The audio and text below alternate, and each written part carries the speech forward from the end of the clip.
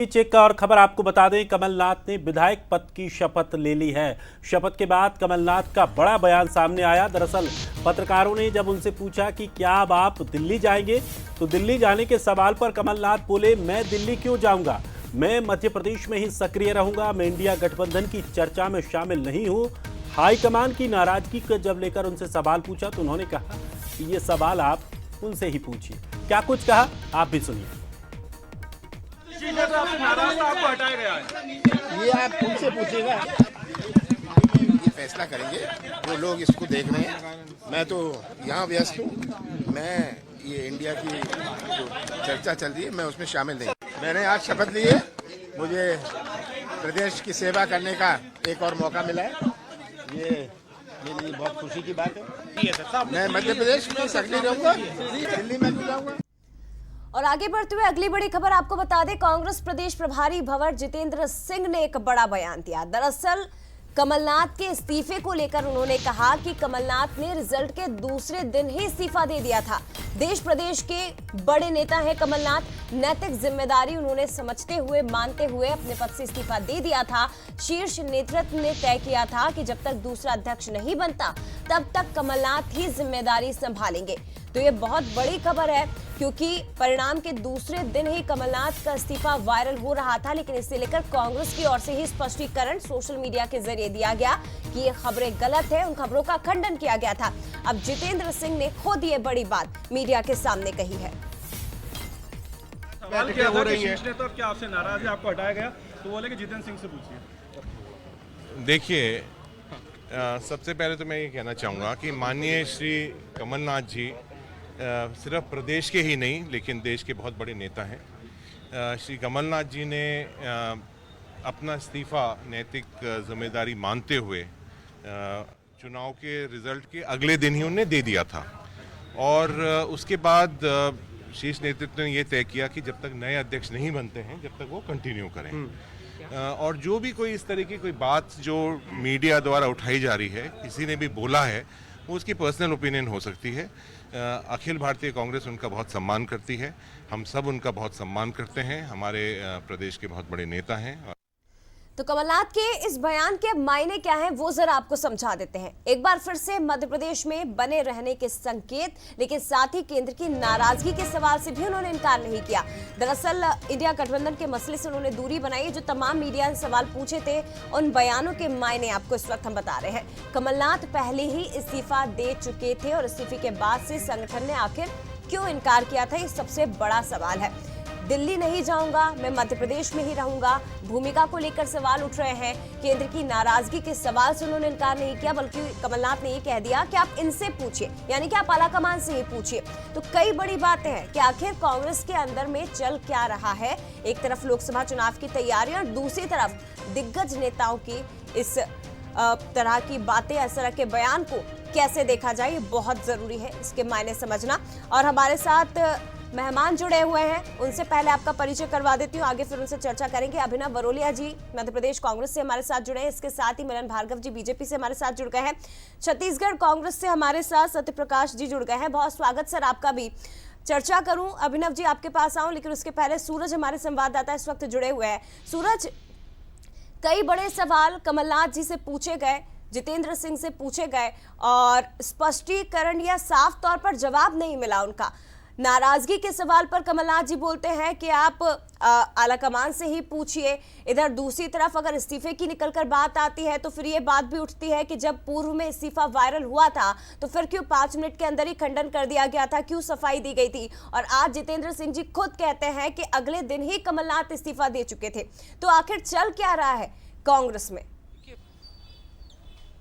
बिल्कुल जय, जिस तरीके से जब विधानसभा चुनाव के परिणाम आए थे उसके बाद ही माना जा रहा था कि कमलनाथ इस्तीफा दे देंगे और ये भी कहा जा रहा था कि कई वरिष्ठ नेताओं ने दिल्ली आलाकमान के सामने भी शिकायत की थी कि कई बार उनकी जो बात है वो नहीं सुनी गई, चाहे टिकट वितरण को लेकर जो नाराजगी थी उसकी बात करें या टिकट वितरण के बाद कई लोगों के टिकट बदले गए थे। इसके पहले भी कई पदाधिकारी थे जो कहीं न कहीं प्रदेश संगठन से नाराज नजर आ रहे थे क्योंकि उनकी बातों को सुना नहीं गया था। यही कारण है कि जिस तरीके के इस्तीफे की खबरें आई थी उसके बाद लगातार एक धड़ा ये कह रहा था कि ये भ्रम फैलाया जा रहा है, इस्तीफा नहीं दिया, जबकि हमने भी वो खबर दिखाई थी कि लगभग इस्तीफा हो चुका था, लेकिन ये कहा गया था कि जब तक नए अध्यक्ष की नियुक्ति नहीं होती है तब तक आप कार्यकारी के अध्यक्ष पे तौर का जो पदभार है वो संभालते रहें। और उसके कुछ दिन बाद ही नए जो अध्यक्ष की नियुक्ति भी हो गई। तो ये तो साफ हो चुका है कि इस्तीफा पहले हो चुका था। रही बात मध्य प्रदेश में बने रहने की, तो खासतौर से हम देख रहे हैं कमलनाथ लगातार 40 साल से ज्यादा की राजनीति का सफर उनका रहा है। केंद्र में कई बड़े विभागों के मंत्री रहे हैं, गांधी परिवार के करीबी रहे हैं और हर एक बड़े निर्णय में कांग्रेस के कमलनाथ की भागीदारी होती है। ऐसे में मध्य प्रदेश संगठन को लेकर भी यदि जब जीतू पटवारी आगे बढ़ेंगे तो कई मोड़ ऐसे आएंगे, कई अनुभव के तौर पर वो उनकी मदद ली जाएगी। तो यही कारण है कि वो मध्य प्रदेश में भी सक्रिय रहेंगे। हमने देखा है चाहे छत्तीसगढ़ में पिछली बार जब 2.5 साल का जो मसला गरमाया था छत्तीसगढ़ में, या राजस्थान में जब सचिन पायलट अशोक गहलोत के बीच कहीं ना कहीं मतभेद देखे गए थे, उस समय कमलनाथ को जिम्मेदारी दी गई थी। लेकिन सूरज जी, बहुत समझना जरूरी है कि लोकसभा चुनाव से पहले आखिर कांग्रेस इन तमाम मुद्दों पर क्या कुछ छुपाने की कोशिश कर रही है। आप बने रहेगा सूरज, आगे भी अगली खबर पर आपसे बात करेंगे, लेकिन इस पर एक चर्चा करते हैं। अभिनव जी, क्या चल रहा है कांग्रेस के अंदर? इस्तीफा तो हुआ था, ये जितेंद्र सिंह खुद मीडिया से आज कह चुके हैं, फिर 5 मिनट के अंदर क्यों आखिर इस बात पर सफाई दी गई या क्यों खंडन किया गया कि कोई इस्तीफा नहीं हुआ है, केवल भ्रम फैलाने की कोशिश? दूसरी तरफ अभी तक कमलनाथ जी की भूमिका ही तय नहीं हो पाई है कि क्या वो केंद्र में जाएंगे, क्या वो दिल्ली जाएंगे। वो खुद इनकार कर चुके हैं, महागठबंधन के दल से उन्हें दूर किया हुआ। आखिर क्या चल रहा है कांग्रेस में? देखिए, कमलनाथ जी ने आज, आपने दोनों के बयान सुने होंगे, कमलनाथ जी का भी बयान सुना आपने और भंवर जितेंद्र सिंह जी जो हमारे प्रदेश प्रभारी हैं उनका भी बयान हमने बंसल न्यूज पे देखा। तो दोनों में आप देखिए साफ साफ कमलनाथ जी ने बोला है कि मैं मध्य प्रदेश से विधायक है वो, और आज ही उन्होंने शपथ ली है। तो यहाँ की जनता की सेवा के लिए उन्होंने अपना जो बात कहनी थी वो कही है। उसके बाद भंवर जितेंद्र सिंह जी से जब पूछा और बाकी जब बंसल न्यूज ने पूछा उनसे, कमलनाथ जी से, तो उन्होंने बताया कि मेरी भूमिका भी यहीं पर है, यहीं मैं काम करूंगा। आगे जो है जो इंडिया गठबंधन के साथ काम करने की बात है उसमें वो शामिल शुरू से नहीं है, यहीं प्रदेश के अध्यक्ष थे जब। तो सीधी सीधी बात सामने सामने सब कह रहे हैं और भंवर जितेंद्र सिंह जी ने भी उसको स्पष्ट किया कि इस्तीफा उन्होंने दे दिया। हाँ, ये उस बात की बात है जिसमें थोड़ा कंफ्यूजन आ रहा है कि उस समय जब इस्तीफा दिया था तो किसने मतलब इस चीज को रोका था। तो ये मिसअंडरस्टैंडिंग संगठन में सवाल कई थे ना अभिनव जी, नाराजगी की बात पर अभी तक जो कमलनाथ स्पष्ट कहते थे कि अरे कोई नाराजगी नहीं, आप क्या सवाल पूछ रहे हैं, उन्होंने ये जवाब दिया कि आप उन्हीं से पूछिए, आप आला कमान से पूछिए। हाँ, तो बंसल न्यूज ने आला कमान जो हमारे प्रदेश प्रभारी से दिल्ली से जो आए थे उनसे पूछा, तो उन्होंने स्पष्ट करके कहा कि सर्वमान्य नेता है इस देश, प्रदेश के नहीं देश के सबसे बड़े नेता हैं कमलनाथ जी। तो इससे स्पष्ट हो जाता है कि सारी बातें खुल के सामने हैं। बंसल न्यूज ने दोनों क्लैरिटी साफ साफ कर दी है कि प्रदेश प्रभारी और दिल्ली के जो नेता थे उन्होंने भी बयान देके कमलनाथ जी की जो बात थी उसको आगे बढ़ा दिया। तो आगे कोई इसमें कंफ्यूजन है ही नहीं, क्योंकि सबको मिलके आगे लोकसभा चुनाव में जाना है। उसी की मीटिंग अभी चल रही है। मिलन जी भी हमारे साथ बने हुए हैं। मिलन जी, किस तरह से देख रहे हैं, क्या यहाँ पर वाकई कमलनाथ को दरकिनार करने का यहाँ एक प्रयास किया जा रहा है? क्योंकि इंडिया गठबंधन में नहीं है, ये इसके पीछे के कुछ और भी हम पहलू समझ सकते हैं। इंडिया गठबंधन के कई सहयोगी दल हैं, हिंदुत्व को लेकर सवाल उठाते हैं। इधर कमलनाथ मध्य प्रदेश में कहते हैं कि मुझे हिंदू होने पर गर्व है। पूजा पाठ को लेकर उधर सवाल उठते हैं, इधर कमलनाथ पूजा पाठ शुरू कर देते हैं और वही संत जिनको लेकर तमाम सवाल खड़े किए जाते हैं उन्हीं से वो कथा कराते हैं। तो कहीं ऐसा तो नहीं कि उनकी इन क्रियाकलापों को लेकर कांग्रेस को ऐसा लग रहा हो कि ये एक अलग एजेंडे पर चल रहे हैं, इसलिए इनको थोड़ा सा साइडलाइन किया जाए? देखिए, अब दो तरफे की राजनीति कांग्रेस में देखने को मिल रही है। एक तो अंदर खाने की लड़ाई जो है वो सड़कों पर आ गई है और अराजकता का माहौल जो है वो कांग्रेस के पीसीसी दफ्तर में लगातार दिखाई दे रहा है। उसका कारण एक साफ है कि एक ऐसे व्यक्ति को नई ठेकेदारी मिली है जो पीसीसी चीफ बने हैं, जो पार्टी चाहे तेल लेने के बयानों से अपने को इत्तेफाक रखते थे, आज उनको ही नेतृत्व मिला, जिन्होंने कांग्रेस के कार्यकर्ताओं को जूते मारे मंत्री रहते हुए। तो ये अराजकता का माहौल और बढ़ेगा। देखिए, कमलनाथ जी की नाराजगी सबने देखी है।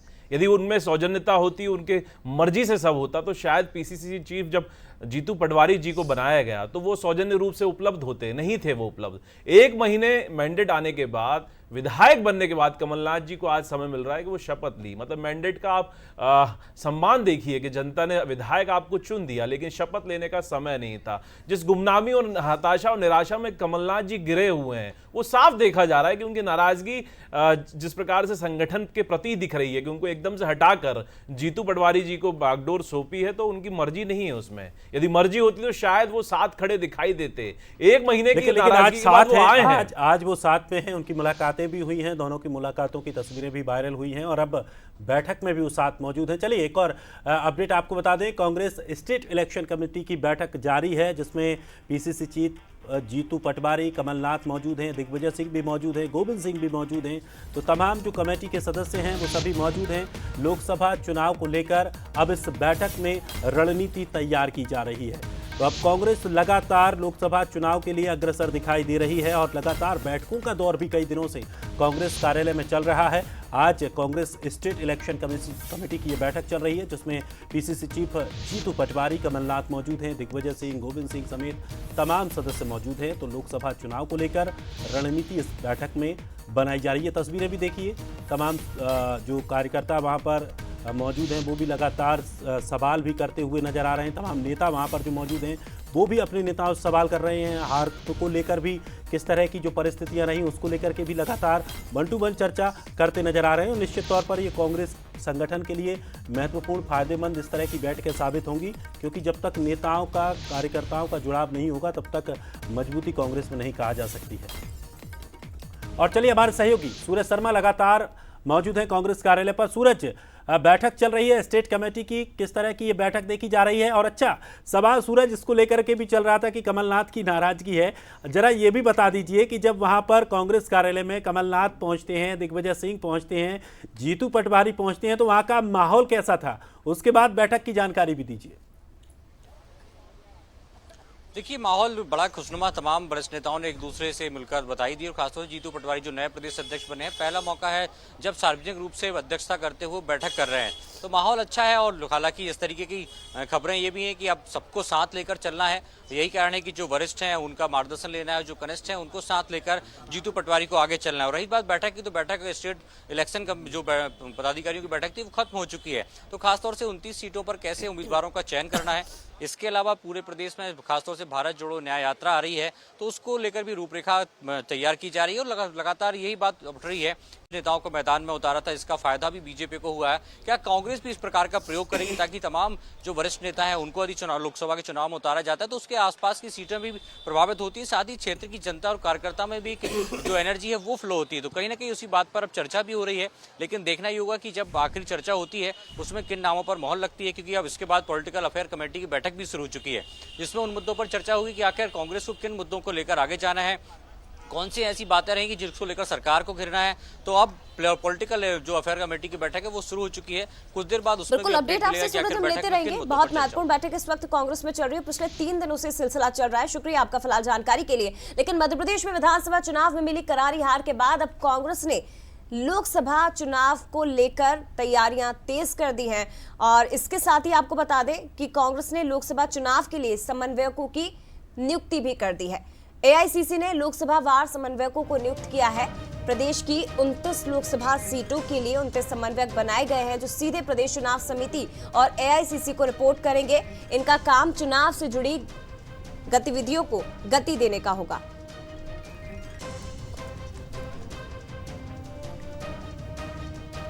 तो लगातार ये तैयारियां कांग्रेस की दिख रही हैं। लोकसभा चुनाव के लिए कांग्रेस ने समन्वयकों की नियुक्ति की है, मध्य प्रदेश में भी नियुक्ति की है, छत्तीसगढ़ में भी नियुक्ति की है। और अब इनको लोकसभा की सीटों की जिम्मेदारियां दी जाएंगी, जिससे कि एक एक वरिष्ठ नेता लोकसभा क्षेत्र को कवर करेगा, वहां के स्थानीय नेताओं से मुलाकात करेगा और टीम को किस तरह से मजबूती देनी है वो भी इस बैठक में लेकर चर्चाएं की जाएंगी। तो अब एक एआईसीसी ने लोकसभा वार समन्वयकों की नियुक्ति कर दी है। उसके साथ ही अब लगातार आगे बढ़ा जा रहा है। जिला, ब्लॉक, कांग्रेस, मोर्चा प्रकोष्ठ सभी पदाधिकारियों के बीच समन्वय बनाने को लेकर के भी अब चर्चाएं होनी है। चलिए, हमारे साथ एग्जीक्यूटिव एडिटर मनोज सैनी जी हमारे साथ जुड़ गए हैं। मनोज जी, कांग्रेस ने लोकसभा चुनाव की तैयारियां शुरू कर दी हैं। एआईसीसी ने मध्य प्रदेश के लिए, छत्तीसगढ़ के लिए समन्वयक भी तैयार कर दिए हैं, जो हर एक लोकसभा क्षेत्र का प्रभार एक एक व्यक्ति को दिया जाएगा, जो कि कांग्रेस को मजबूती देगी। किस तरह से देखा जा रहा है?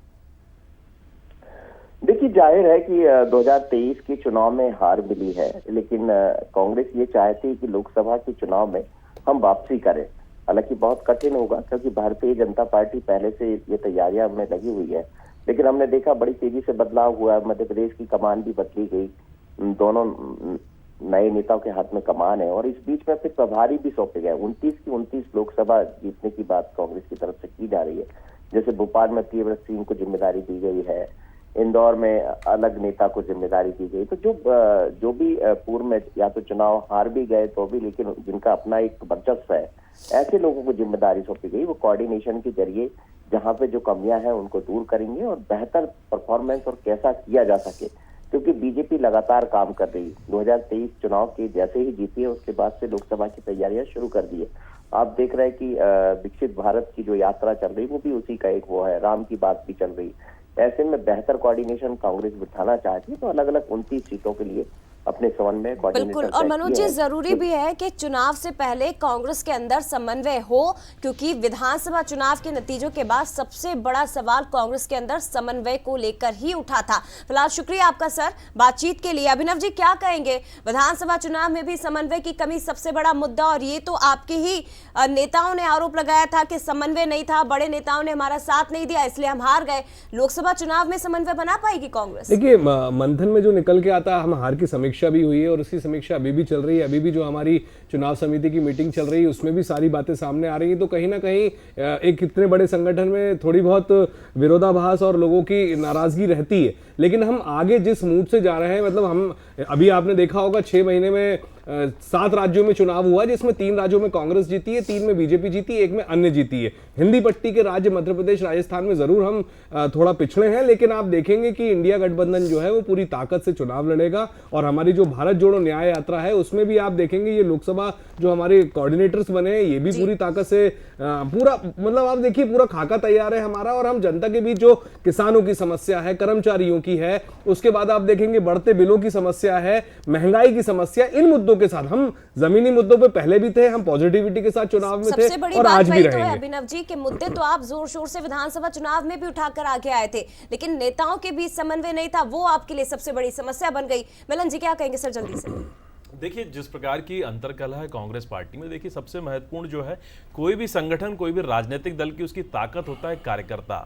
अब चूंकि ये हताशा और निराशा में घिरे इनके तमाम नेता अब कांग्रेस के तमाम कार्यकर्ताओं को बेईमान शब्द से संबोधित कर रहे हैं, और तो और आस्तीन का सांप, मतलब कार्यकर्ताओं पे अपना हार का ठीकरा, मतलब आपकी गलत नीयत, आपकी गलत नेतृत्व की क्षमता, आपके गलत दिशा में जाने के परिणाम आप अपने कार्यकर्ताओं पे थोप रहे हैं, उनको बेईमान कह रहे हैं, उनको आस्तीन का सांप कह रहे हैं। तो अब मुझे लगता है चिंता का समय है और चिंतन का समय भी है, क्योंकि इनकी अंतर्कलह जो कार्यकर्ताओं के इर्द गिर्द आ गई है अब, तो अब मुझे लगता है कांग्रेस का जो स्वाभिमानी कार्यकर्ता है वो कहीं ना कहीं उसको ठेस पहुंची है। फायदा बीजेपी को मिल रहा है ना सर, बीजेपी जीत रही है। ठीक है, आगे बढ़ते हैं, मैं लौटूंगी आपके पास। छत्तीसगढ़ की बात कर लेते हैं। ऑल इंडिया कांग्रेस कमेटी ने लोकसभा चुनाव को देखते हुए छत्तीसगढ़ में भी समन्वयकों की नियुक्ति कर दी है। सभी 11 लोकसभा सीटें जहां समन्वयक नियुक्त किए गए हैं और ये समन्वयक प्रदेश चुनाव समिति और एआईसीसी को सीधा रिपोर्ट करेंगे।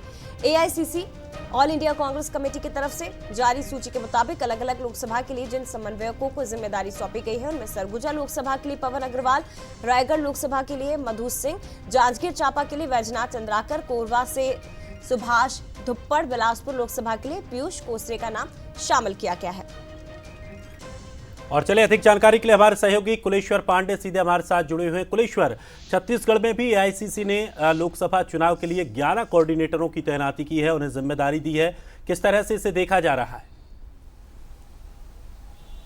देखिए, बिल्कुल विधानसभा में इस बार जो कांग्रेस का परफॉर्मेंस रहा निश्चित तौर पे काफ़ी निराशाजनक रहा। कांग्रेस पार्टी को उम्मीद नहीं थी कि इतनी अच्छी बहुमत के साथ हम 2018 में सरकार बनाए थे और 2023 में सिर्फ 35 में सिमट जाएंगे।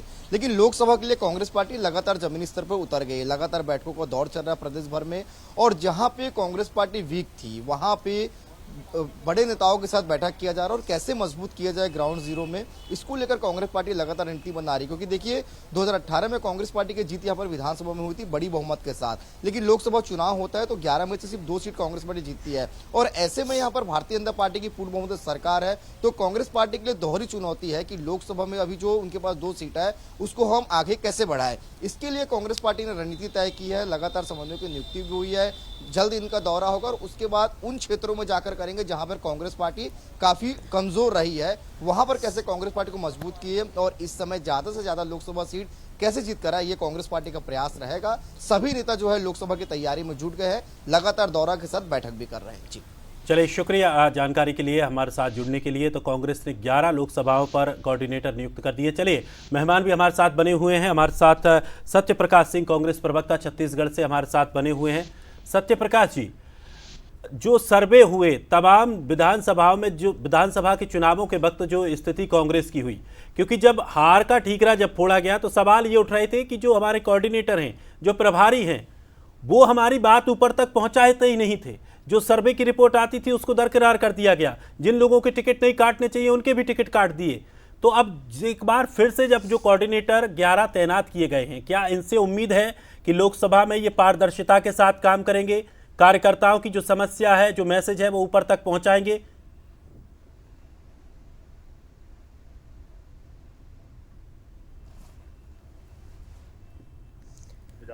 पिछली बात क्या आपने बात की, पिछली बात हम भूल चुके हैं। समीक्षा हुई है, पार्टी बैठक हुई है, समीक्षा हुई, उससे हम आगे निकले। ठीक है, हम हारे जरूर, हताश नहीं, उससे हम आगे निकले।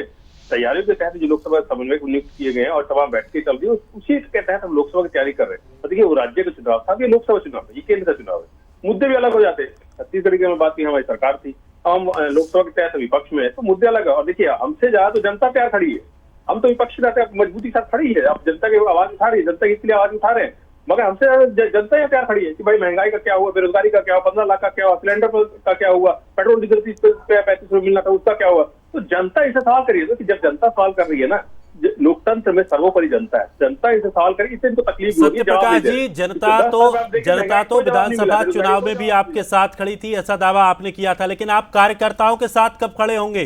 कार्यकर्ता आपके साथ कब खड़ा होगा? क्योंकि कार्यकर्ता ही जनता तक पहुंचेगा और वही जनता को पोलिंग बूथ तक लेकर आता है। हमारे कार्यकर्ता हारा जुर्म का कोई हताश नहीं है, सब जोश में। देखिए 2004 का आपको याद होगा, हम क्या बात कर रहे हैं आप? चुनाव के बाद ही आपके जिन विधायकों का टिकट काटा गया, वो पूरा का पूरा दल AICC से मिलने पहुंचा, शीर्ष नेतृत्व से मुलाकात करने पहुंचा, आपकी प्रदेश प्रभारी कुमारी शैलजा पर सवाल उठाए गए। देखिए, वही मैं बोल रहा हूँ दिनेश जी, जो आप बोल रहे हैं ना, वो सब चीजें समीक्षा में हो चुकी है, उससे हम आगे बढ़ गए।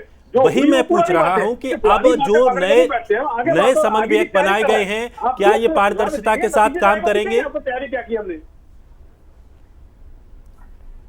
चलिए इस पर भी चर्चा करेंगे। एक और इस बीच खबर आ रही है, जहां डॉक्टर मोहन यादव ने शिवराज सिंह चौहान से मुलाकात की है। दरअसल योजनाओं को लेकर सीएम ने उनसे चर्चा की है और इसी बीच पूर्व मुख्यमंत्री शिवराज सिंह चौहान का एक बयान भी सामने आया। पूर्व मुख्यमंत्री शिवराज सिंह चौहान ने कहा कि 10 जनवरी को लाडली के बहनों के खाते में राशि आएगी। तो ये तस्वीर आप देखिए, पहले तस्वीर देख लीजिए, जहां पूर्व मुख्यमंत्री और मुख्यमंत्री डॉक्टर मोहन यादव की ये मुलाकात, और ये बताया गया कि इस मुलाकात में, बैठक में, इसमें बातचीत भी हुई, तमाम जो योजनाएं हैं उन योजनाओं को लेकर चर्चा की गई। और उसके बाद जब वो बाहर निकले तो शिवराज सिंह चौहान से जब सवाल पूछा क्या कुछ चर्चा हुई, तो उन्होंने एक ही शब्द कहा, 10 जनवरी को लाडली बहनों के खाते में राशि आएगी। चलिए, हमारे साथ एग्जीक्यूटिव एडिटर मनोज सैनी जी भी बने हुए हैं। मनोज जी, मुख्यमंत्री मोहन यादव और पूर्व मुख्यमंत्री डॉक्टर शिवराज सिंह चौहान की मुलाकात हुई है, किस तरह से इस मुलाकात को देखा जाए? देखिए, मुलाकात बहुत अच्छी है और अच्छी बात है। ये दूसरी मुलाकात, आपको याद होगा इससे पहले भी एक बार पूर्व मुख्यमंत्री शिवराज सिंह चौहान और डॉक्टर मोहन यादव के बीच में चर्चा हुई थी। जाहिर है कि एक लंबा अनुभव है शिवराज जी के पास और दोनों एक ही पार्टी के नेता भी है। तो डॉक्टर मोहन यादव यदि इस लाइन को पकड़कर चल रहे हैं कि अपने सीनियरों का साथ लेना, जब जो जरूरत पड़े उससे समझदारी से काम आगे बढ़ना, एक तरफ आप देखिए कि एक्शन में भी नजर आ रहा है, दूसरा मुख्यमंत्री शिवराज सिंह चौहान ने जिस तरह की घोषणा की थी, चाहे वो लाडली बहना जैसी हो, 2 दिन पहले ही डॉक्टर मोहन यादव ने इंदौर में साफ कर दिया था कि लाडली बहना के खाते में 10 जो पैसा आता है 10 तारीख को वो आ जाएगा। आज दोनों के बीच में मुलाकात हुई है, कई तरह की योजनाएं हैं जो प्रश्न पत्र में बात कही गई है सरकार की तरफ से, डॉक्टर मोहन यादव की तरफ से, भारतीय जनता पार्टी की तरफ से। तो मुझे लगता है दोनों की इसी मुद्दे पर बात हुई होगी और कैसे बेहतर विकास के कामों को बढ़ाया जाए, जो कल्पना रही है बीजेपी सरकारों की, उस पर आगे बढ़ने की बात हुई है और अच्छी इस मुलाकात को बड़े पॉजिटिव तरीके से देखा जा सकता है।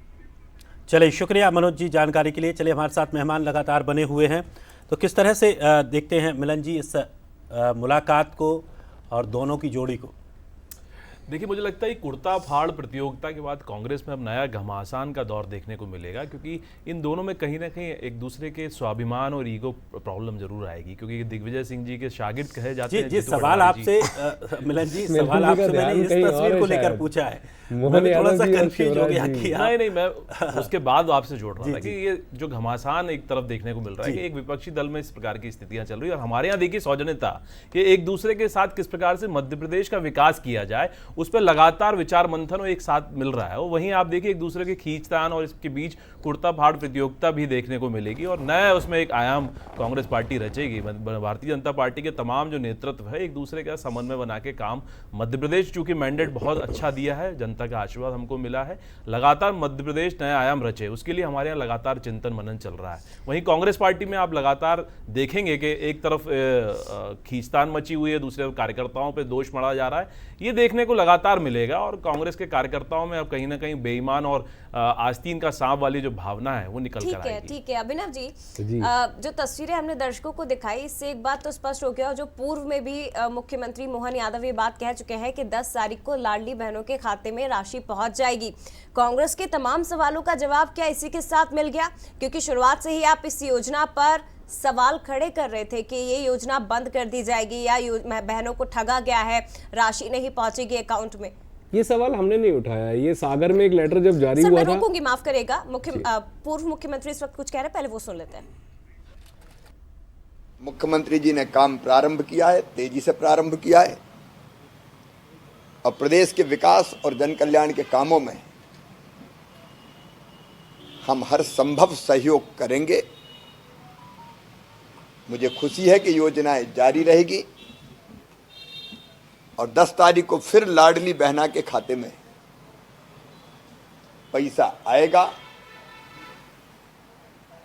और हमारा संकल्प ये भी कि लाडली बहनों को लखपति बहना बनाना है। ये केवल कहने के लिए मैंने नहीं कहा था, उसके लिए मैं भी निरंतर काम करूंगा और मुख्यमंत्री जी भी उस दिशा में, सरकार है आखिर, सरकार भी उस दिशा में प्रयत्न करेगी। अभिनव जी, मैं ये कहना चाहूँगा कि जिस तरीके से जो सागर में एक पत्र वायरल हुआ था, आपने देखा होगा, जारी हुआ था, मतलब सरकार की तरफ से ही इनके अधिकारियों का, उसको 45 मिनट में रद्द भी कर दिया गया था।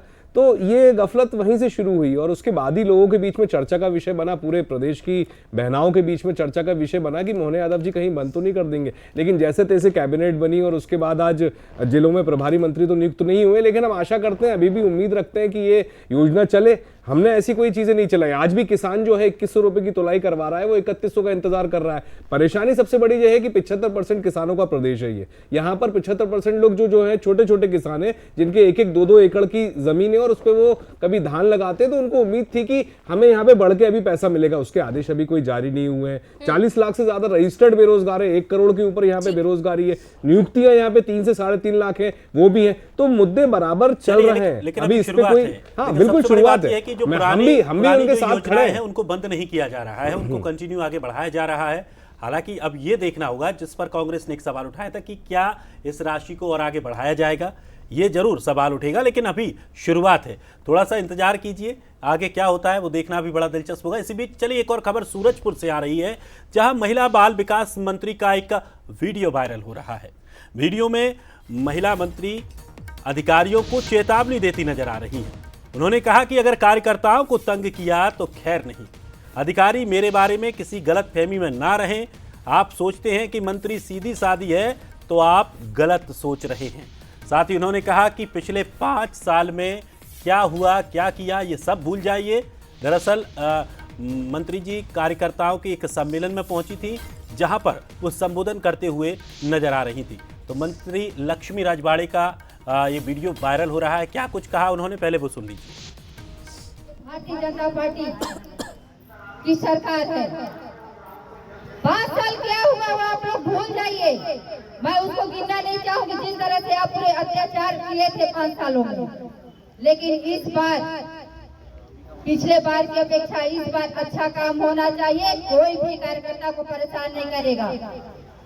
आप सभी से अनुरोध है, अगर आप लगातार हमारे कार्यकर्ताओं को परेशान करते रहेंगे तो फिर आप के ऊपर क्या हम करेंगे वो आप ही समझ जाइएगा। आप सब समझते हैं कि इस बार हमारी विधायक भोली भाली है, हमारी मंत्री सीधी सादी है, इनको तो ऐसे ही करके हम काम निकाल लेंगे, लेकिन गलत फहमी में है आप सब।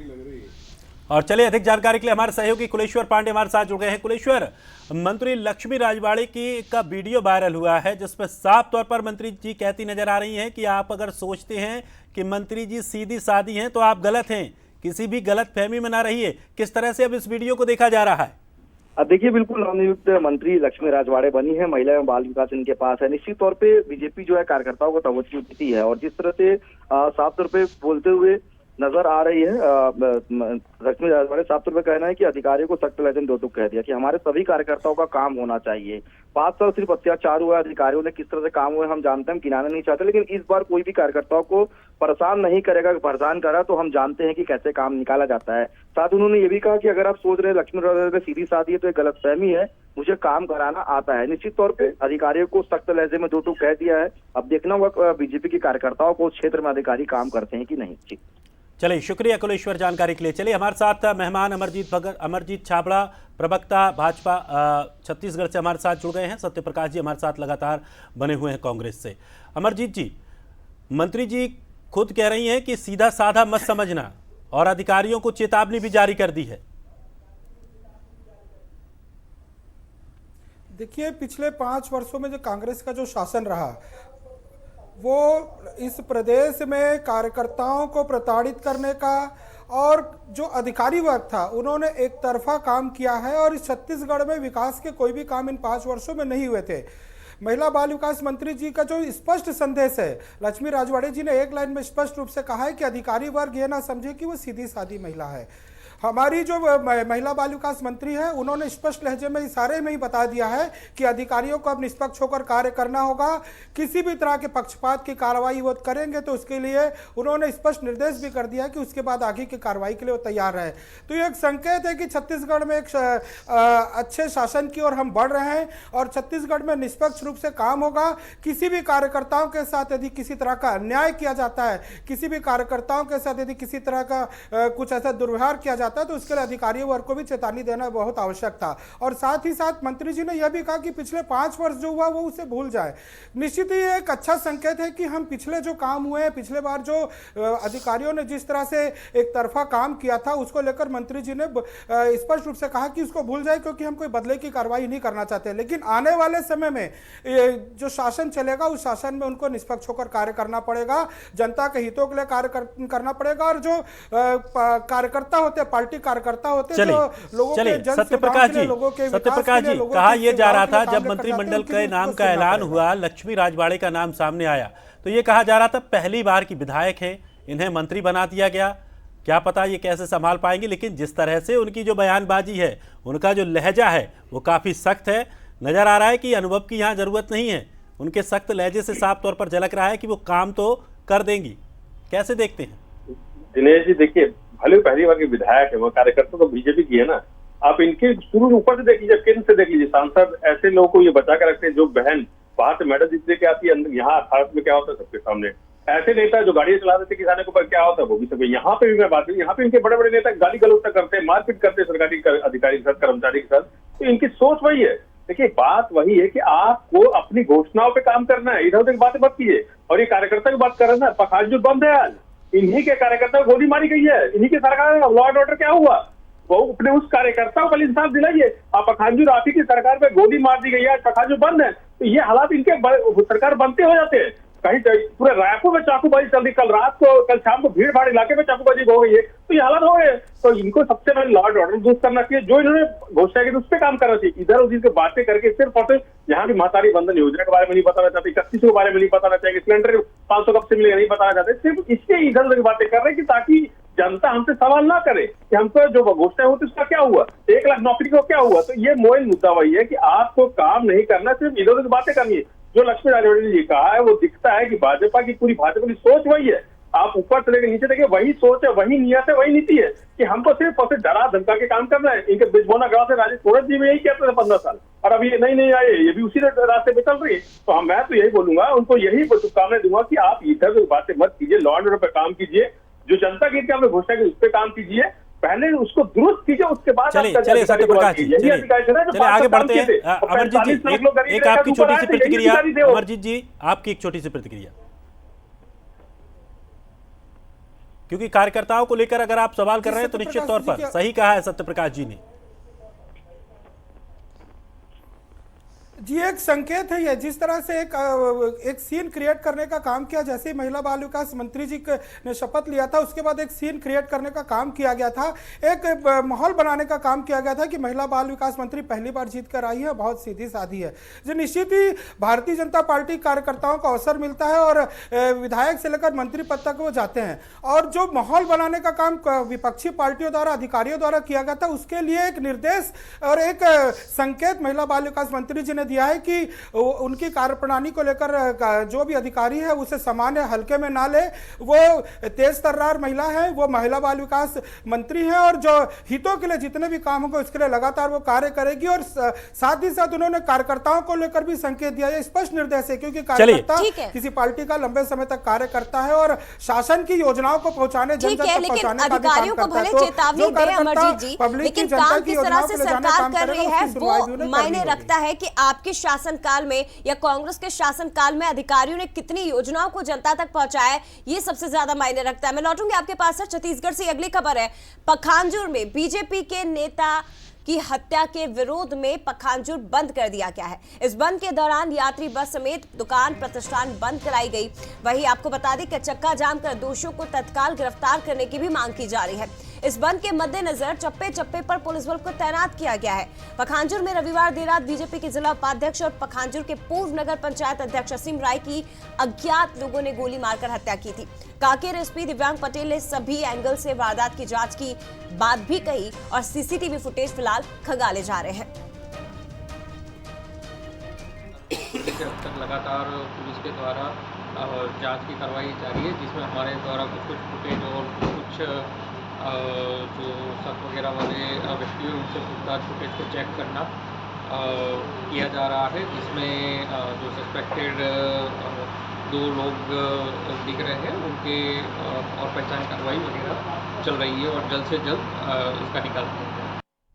तो बीजेपी नेता की हत्या के बाद प्रदेश में अब सियासत शुरू हो चुकी है। कांग्रेस नेता सुशील आनंद शुक्ला ने कहा कि बीजेपी सरकार बनने के बाद अपराधियों के हौसले बुलंद है।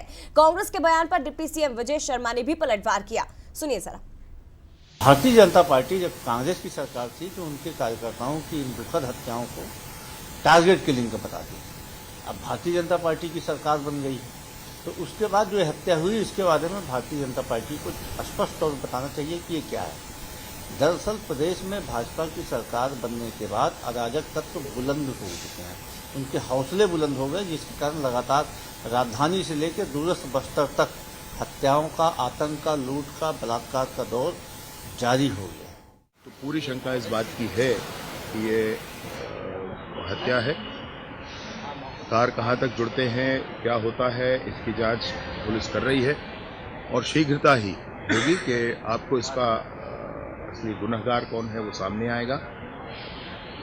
पुलिस में बहुत स्पष्ट ये निर्देश है और उनका संकल्प भी है कि जो भी है उसको सख्त सजा होनी चाहिए, कानून के आधार पर पूरी कार्यवाही होनी चाहिए। तो देखिए, इस हत्याकांड को लेकर अब छत्तीसगढ़ में सियासत भी शुरू हो चुकी है। दूसरी तरफ पखांजूर को छावनी में तब्दील कर दिया गया है। ज्यादा चर्चा हम करेंगे सत्य प्रकाश जी। सवाल मेरा आपसे ये रहेगा सर, एक बार फिर से आपने वही सवाल खड़े किए कि बीजेपी सरकार बनने के बाद असामाजिक तत्व सर उठाकर खड़े हो गए हैं। आपकी सरकार थी पिछले 5 साल छत्तीसगढ़ में और अकेले साल 2023 में 8 बीजेपी नेताओं की हत्या हुई है। सिर्फ 1 साल का आंकड़ा मैं आपको बता रही हूँ, 8 बीजेपी नेता। सरकार तो आपकी थी ना? जया जी देखिए, सरकार हमारी थी तभी तो लॉ एंड ऑर्डर। ठीक है सर, मैं लौटूंगी आपके पास, लेकिन कुछ तस्वीरें दिखाते हैं अंबिकापुर की संभागीय बीजेपी कार्यकर्ता अभिनंदन समारोह, जिसमें मुख्यमंत्री शामिल हुए, संबोधित कर रहे हैं। बोलिए भारत माता की, भारत माता की, छत्तीसगढ़ महतारी की, छत्तीसगढ़ महतारी की, दंतेश्वरी माई की, दंतेश्वरी माई की। आज मां दंतेश्वरी की पावन भूमि जगदलपुर में आयोजित कार्यकर्ता सम्मान समारोह में हमारे बीच में मंच में विराजमान संगठन के शिल्पी, हमारे छत्तीसगढ़ के संगठन के प्रभारी और जेमनकर मार्गदर्शन में हमन विधानसभा के चुनाव ऐतिहासिक रूप में जीते हन। कार्यक्रम के माननीय मुख्य अतिथि 90 में 54 सीट लेके जीते हन। हमारे मध्य में उपस्थित हो चुके हैं। ऐसे परम आदरणीय भूमि पूजन श्री ओम माथुर जी थोड़ी देर नीचे रहेंगे, इसके पश्चात वो ऊपर शिलान्यास के लिए आएंगे। बस्तर के बीच में सपूत जो जैसे ही वो जगदलपुर के विधायक हैं, तो सबसे पहले और भारतीय जनता पार्टी के यशस्वी प्रदेश अध्यक्ष कार्यक्रम होगा। आदरणीय श्री किरण देव जी, आपके जो बच्चे हमारे दोनों आश्रम की बहनें बेटियां हैं, डिप्टी सीएम कार्यक्रम होंगे। उसके आदरणीय श्री अरुण साव जी के निर्देशानुसार आदरणीय श्री विजय शर्मा जी संबोधन होना है, उद्बोधन होना है, उनका उद्बोधन होगा। आप सभी भाग्यशाली हैं कि इस बहुत भव्य बस्तर के समारोह के जोनला में छोटा टाइगर कथों स्वामी दर्शनानंद जी की तपोभूमि है ये, उनके ऐतिहासिक और सांस्कृतिक छत्तीसगढ़ सरकार में मंत्री हुए है ये। श्री केदार कश्यप जी 18 वर्षों की इसकी एक अद्भुत यात्रा रही है। महाराजा साहब श्री कमल भंजदेव जी 30वें वर्ष में यात्रा प्रारंभ हो गई है। सांसद चाहे वो स्वामी मंडावी दर्शनानंद जी हो, पूज्य स्वामी रामदेव जी हो, हमारे पार्टी के बहुत ही वरिष्ठ नेता आदरणीय राम प्रताप सिंह जी, सभी हमारे बस्तर के विधायकगण, हमारे पूरे संभाग के सबो हमारे नेता मन, जिलाध्यक्षगण,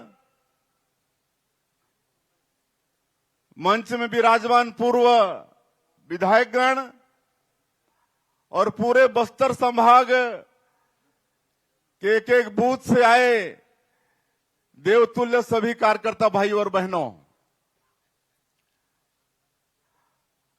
आज के ये कार्यक्रम कार्यकर्ता सम्मान समारोह है। आज हमन सब नेता मन, हमारे बस्तर क्षेत्र के जो भी हमारे नेता हैं, कार्यकर्ता हैं, प्रदेश स्तर से लेके बूथ स्तर तक उमन के सम्मान करे बर आए हन, उमन के सैल्यूट करे बर आए हन। हमन सबला मालूम है कि बस्तर क्षेत्र में हमारे नेता मन, हमारे कार्यकर्ता मन कैसे काम करते हैं। खतरा में रह के, सिर में कफन बांध के भारतीय जनता पार्टी के लिए काम करते हैं। और चलिए एक बार फिर से चर्चा की शुरुआत करते हैं। सत्यप्रकाश जी, सवाल मेरा आपने सुना सर, बात पूरी करिए अपनी। आपको मालूम है एनसीआर भी रिपोर्ट दी थी कि जब से 2018 के बाद से कांग्रेस सरकार बनी 65% अपराध में कमी आई थी। और एनसीआर भी डाटे के मुताबिक मैं बता रहा हूँ, जो महिला अपराध में छत्तीसगढ़ 62% महिला अपराध होते थे, उस पर कमी आगे 45% होती है। हमारी कांग्रेस सरकार ने करके दिखाया था। यहाँ नक्सली घटना के बाद अमित शाह जी खुद आके बोल के कहते कि 80% नक्सली घटना कम हो गई, तो हमारे कार्यकाल में हुआ ना। और देखिए अभी में जैसे इनकी भाजपा की सरकार बनी है, रायपुर राजधानी में आप दिन दहाड़े 4-4, 5-5 खबरें आप खुद चलाती है अपने चैनलों पे कि चाकूबाजी हो गई। अभी आपने दिखाया पेट्रोल पंप पे हुआ, कल महादेव घाट में हुआ, भीड़ भाड़ वाले इलाके में चाकूबाजी खुद सरेआम हो रही है। तो इनकी सरकार बनने के बाद असामाजिकता पे एकदम ऊपर आ जाता है कि ये हमारी सरकार है। नहीं सर, मैं मान रही हूँ, बहुत अच्छी बात है ना। ये तो आपकी सरकार की उपलब्धि है कि अगर आपके शासनकाल में घटनाएं कम हुई है तो ये बहुत अच्छी बात है, तो आपके लिए उपलब्धि है। लेकिन बीजेपी नेताओं की हत्या अगर हो रही है तो उस पर भी तो जवाब मांगा जाएगा ना आपके शासनकाल के समय। तो वही मैं बोल रहा हूँ ना कि हमारे अगर हुई थी तो उसमें गिरफ्तारी होती थी, उसमें लोग गिरफ्तार होते थे, कार्रवाई होती थी। इनमें देखिए 1 हफ्ता हो गया, एक भी व्यक्ति गिरफ्तारी नहीं हुई अभी तक। चाकूबाजी का अगर एक भी व्यक्ति गिरफ्तार, वो बता दे राजधानी में एक भी व्यक्ति गिरफ्तारी नहीं हुई, नहीं उसके नेता की गोली मारी उसमें नहीं हुई है। यहाँ चाकूबाजी होती है, कार्रवाई होती थी, गिरफ्तारी होती थी। यहाँ तो चाकूबाजी करके निकल जाते, गोली मार के भाग जाते हैं। ये हालात है ना कि यहाँ इनकी सरकार बनती ऐसा क्यों हुआ? ठीक है सत्यप्रकाश जी, जवाब ले लेते हैं। अमरजीत जी, सामाजिक तत्व में ऐसा क्या दोष आ गया क्यों खुलेआम कर रहे हैं? ये अमरजीत छाबड़ा जी को पूरी भाजपा को सोचना पड़ेगा कि आपको लगाम सर जवाब तो सुन लीजिए। अब आपने चलिए चलिए अमरजीत जी को सुन लीजिए। अमरजीत जी क्या कह रहे हैं सुन लीजिए। अमरजीत जी जवाब दीजिए। जब आप कार्यकर्ताओं की रक्षा की बात करते हैं और आपके शासनकाल में कार्यकर्ताओं पर, आपके ही कार्यकर्ताओं पर हमले हो रहे हैं। जी, जैसे कि आपने पूर्व में ही कहा कि पिछले 1 साल का ये आंकड़ा बताया कि 8 भारतीय जनता पार्टी कार्यकर्ताओं की हत्या कांग्रेस शासन में हुई थी। और कांग्रेस शासन का जो कुशासन था, हमने देखा राजधानी रायपुर के जय स्तंभ चौक पे सिटी एसपी ऑफिस के नीचे एक नाबालिग बच्ची के साथ बलात्कार होता था। रक्षाबंधन वाले दिन शिक्षिकाओं के साथ बलात्कार होता था। जिस दिन प्रियंका गांधी रायपुर रहती थी उस दिन बलात्कार होता था। ये घटनाएं लगातार होती थी। थोड़ा समय लगेगा इन सबको सुधारने में, और देखेगा सारा दूध का दूध और पानी का पानी होगा जो भी इन हत्याओं के पीछे है। ये भी बता दीजिए साथ के साथ, ये जो बलात्कार हुआ था उसमें कौन लिप्त था? जो भी इन हत्याओं के पीछे है कोई भी दोषी बख्शा नहीं जाएगा। और जी चलिए, जो भी दोषी शख्स होगा इन हत्याओं के पीछे कोई नहीं बख्शा जाएगा। पूरी जांच होगी। और भारतीय जनता पार्टी के कार्यकर्ताओं के साथ जिस तरह से टारगेट किलिंग का काम कांग्रेस शासन काल में हुआ था, लगातार हमारे कार्यकर्ताओं की हत्या हुई थी। चलिए अमरजीत जी, उम्मीद है आपकी सरकार है। अब आप पहले आपने काफी सवाल उठाए, कांग्रेस के शासनकाल में काफी सवाल उठाए आपने, अब वही भूमिका अब आप निभाइए। और अब आपको जब सत्ता में वापसी मिली है तो अब आप इस अपराधों पर लगाम लगाने का प्रयास कीजिए, जिससे कि इस तरह के सवाल दोबारा से खड़े ना हो। चलिए, इस बीच एक और खबर आ रही है, जहां मुख्यमंत्री बनने के बाद मोहन यादव एक्शन में नजर आ रहे हैं, लगातार जनता के बीच में पहुंच रहे हैं। तो वही बिंद कोठी पर निवास पर जनता की समस्याएं भी उन्होंने सुनी हैं। प्रदेश भर से समस्या लेकर लोग पहुंच रहे हैं। सीएम से लोगों से भेंट करके उन्होंने समस्याएं सुनी हैं। सीएम ने संबंधित अधिकारियों को त्वरित निदान के निर्देश भी दिए, समस्याओं के निराकरण के निर्देश दिए। तमाम अधिकारी भी वहां पर मौजूद रहे। तो ये तस्वीरें देखिए, बिंद कोठी की ये तस्वीरें हैं, जहां तमाम प्रदेश भर से लोग मुख्यमंत्री मोहन यादव के पास पहुंच रहे हैं, बिंद कोठी पहुंच रहे हैं, जहां लगातार मुख्यमंत्री लोगों से मुलाकात कर रहे हैं, उनकी परेशानियों को सुन रहे हैं। इधर मंत्री कैलाश विजयवर्गीय अब राम कहानी सुनाएंगे। राम मंदिर के 500 साल के संघर्ष की ये कहानी रहेगी। 22 जनवरी तक वो रोज वीडियो के जरिए कहानियां बताएंगे। सोशल मीडिया एक्स पर उन्होंने इसकी जानकारी दी है। उन्होंने कहा कि मंदिर के संघर्ष का इतिहास काफी लंबा है और मैं कोशिश करूंगा कि वीडियो के माध्यम से आपको उसकी जानकारी दूं। नमस्कार मित्रों, 22 जनवरी को देश के लोकप्रिय प्रधानमंत्री माननीय नरेंद्र मोदी जी राम मंदिर की प्राण प्रतिष्ठा का हिस्सा होंगे। मित्रों, मैं कोशिश करूंगा 500 वर्ष की प्रमुख घटनाएं आप तक पहुंचे। हर दिन या 2 दिन में एक बार या 3 दिन में एक बार एक वीडियो बनाकर आपको भेजूं। आप उसको सुने और राम मंदिर के इतिहास को समझकर, उस गौरवशाली इतिहास को समझकर आप अपना भी मान, सम्मान और स्वाभिमान बढ़ाएं। बहुत बहुत धन्यवाद। जय श्री राम। और इसी के साथ हमारी इस खास पेशकश में फिलहाल इतना ही। तमाम राजनीतिक मेहमान जो हमारे साथ जुड़े हुए थे, आप सभी का बहुत धन्यवाद। अभिनव जी, इसके साथ ही मिलन भार्गव जी, अमरजीत छाबड़ा जी, बहुत धन्यवाद बंसल न्यूज के साथ जुड़ने के लिए। सत्यप्रकाश जी, आपका भी बहुत शुक्रिया। तो राजनीतिक शास्त्र में मध्य प्रदेश, छत्तीसगढ़ और देश से जुड़ी तमाम बड़ी राजनीतिक खबरों का हमने विश्लेषण किया, हर आयाम, हर पहलू आप तक पहुंचाने की कोशिश की। इसी के साथ फिलहाल इतना ही, लेकिन कल फिर होंगे हाजिर इस खास कार्यक्रम के साथ। आप कहीं मत जाइएगा, खबरों का सिलसिला बंसल न्यूज पर आगे भी जारी रहेगा। नमस्कार।